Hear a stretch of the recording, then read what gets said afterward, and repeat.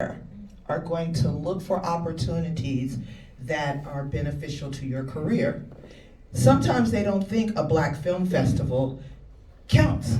So they will pass the Black Film Festival up and just do Sundance, just do the ones that are big and mainstream. And you can't do that. You can't pass over those who are culturally sensitive to you, those that understand who you are, understand your voice, who have lived some of the experiences. So that's why I think it's very important to have someone in the room that represents you well, who knows who you are, who knows what your goal is, where do you want to go, and how are we going to get you there. So they need to make sure that if there is a red carpet you're walking down, and I've seen this more times than I like to admit, they will do the carpet from the top all the way till it gets midway, until it becomes the black media, black outlets. Then all of a sudden they walk the A-listers or the B-listers right past those outlets, and they never stop to speak to those people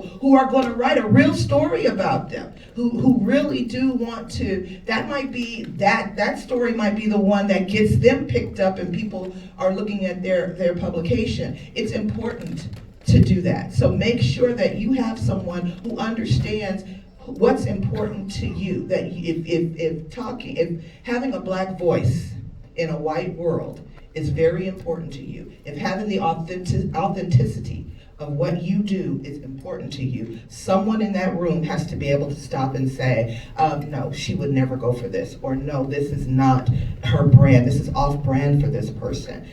Just real quickly, and I know we're wrapping up, I have one client who's very elegant, who does not have to take just anything that's thrown at her. So when they send something to me that's completely off brand for her, I can easily say no, where others are like, no, this is big money, this is going to get her a lot of attention. But is it going to get her the attention she's looking for?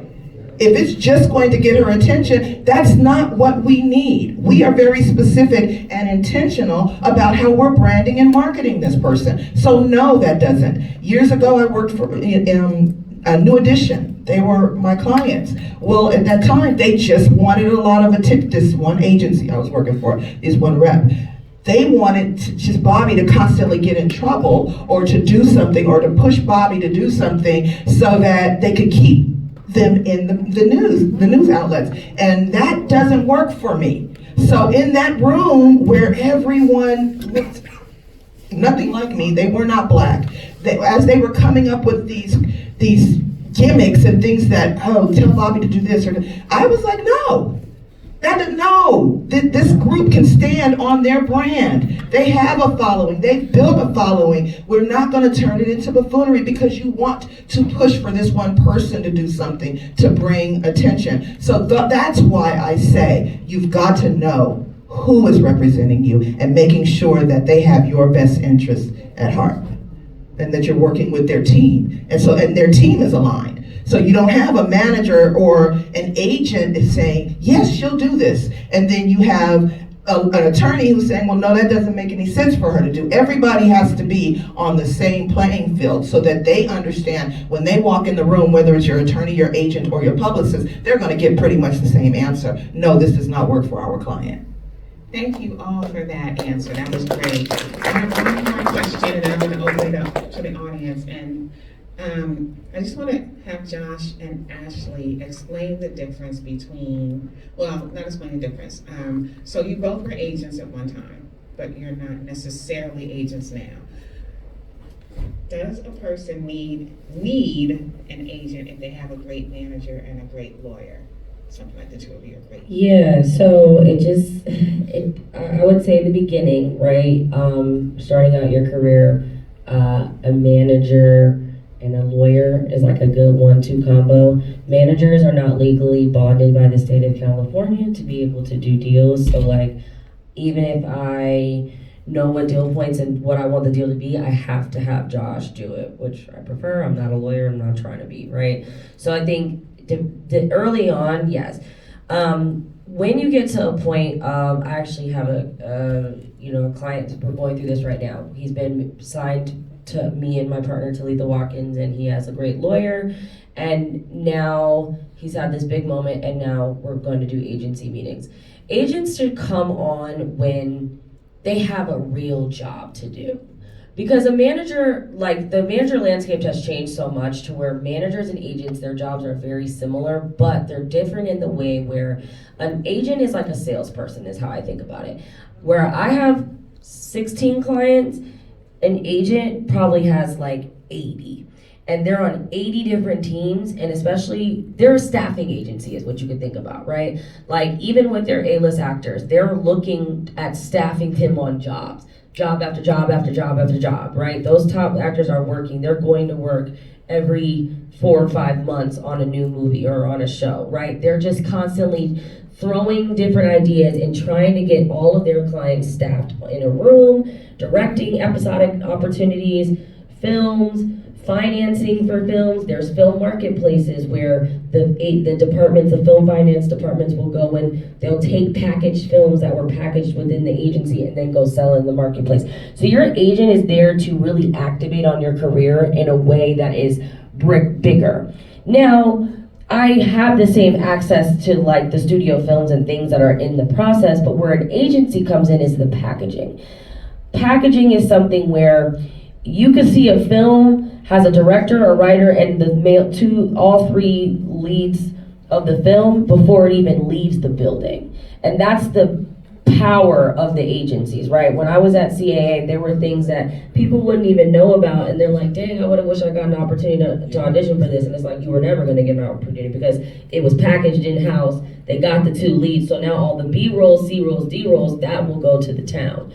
Right? So that's what you want an agent for. Whether you're an actor, a writer, a director, you want it for those elements of the power of what the agency can do. The power of introducing you to producers like Jerry Bruckheimer or Steven Spielberg and getting you in the next zeitgeist, right? You only want an agent on your team if they're really gonna work for you, because otherwise you'll be sitting on their list and they're not doing shit. And honestly, that's what happens a lot because they're so overwhelmed. So that's why I look at it like they're salespeople. They are literally smiling, dialing all day, right? Like I'm on the phone a lot, but agents, like they're on the phone 10 times more than me because when you're a covering agent, you have to call the network every week to see what are the new needs because it's my responsibility to get that job for one of the CAA clients or one of the WME clients, right?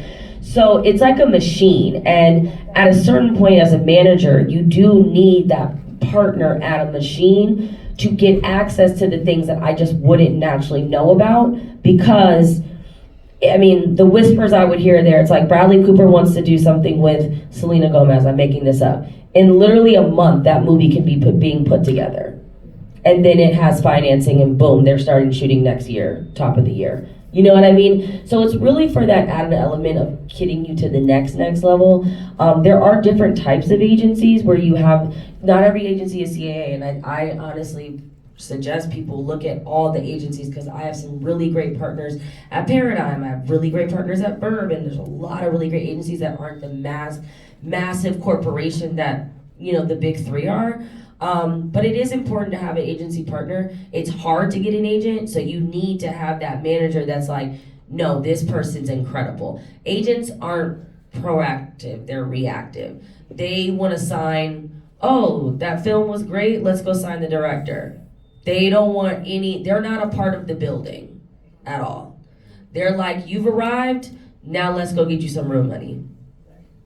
Everything she said, the only thing I would add to that is, as a writer, more than likely you're going to have a lawyer first because you have the IP. The IP is what you don't have a script, you can't make a TV show, you don't have a script, you can't make a feature film. So when you're a writer, everybody's going to try to get that from you. They're going to try to come to you with shopping agreements and option agreements, and there's pros and cons to both of those. They're going to try to make deals for that script. Like when you negotiate a deal for a script, there's a lot of tentacles that comes out of it. Right, there's a lot of separated rights. There's a lot of downstream rights that only a lawyer is going to know, and a good agent manager too. But a lawyer's really going to know that. So as a writer, more than likely you're going to have a lawyer first, and hopefully a manager, right? But everybody else, whether you're a producer, director, comedian, influencer, the first person who normally believes you normally is going to be a manager. Managers tend to take more of a vested interest in you, which is why the average manager is going to carry between 20 to 25 clients. And the agent is, his job is, he's bonded by the state of California, so his job is to get you jobs, right? So the average agent is gonna have 120 clients, right? So they're gonna go, the agents are gonna go out and procure the jobs for you. And the only person who can procure jobs and actually legally negotiate them is an agent or lawyer. A manager can't. If you only have a manager and that manager is getting jobs for you, you know, you're flying by the seat of your pants, because if you was a nasty person, if you only have a manager and you get a bunch of jobs, you can actually go disgorge those profits from that manager if no one else negotiated that deal later on in life. So that's the only thing I would add to that is, yeah, managers are usable, personal agents are usable. Thank you, guys. So we're gonna open up for questions. We have time for about 2, but I just want to, the takeaway, I believe, is the build is slow. You have to make sure that you have representation, legal representation. Your manager will be very helpful to you.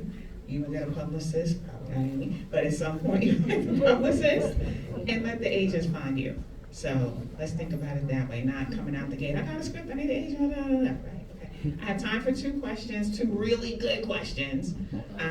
So I did first. Yeah. Hi, how you doing? My name is Tuffer Fred, and yes, I definitely agree with the being able to get into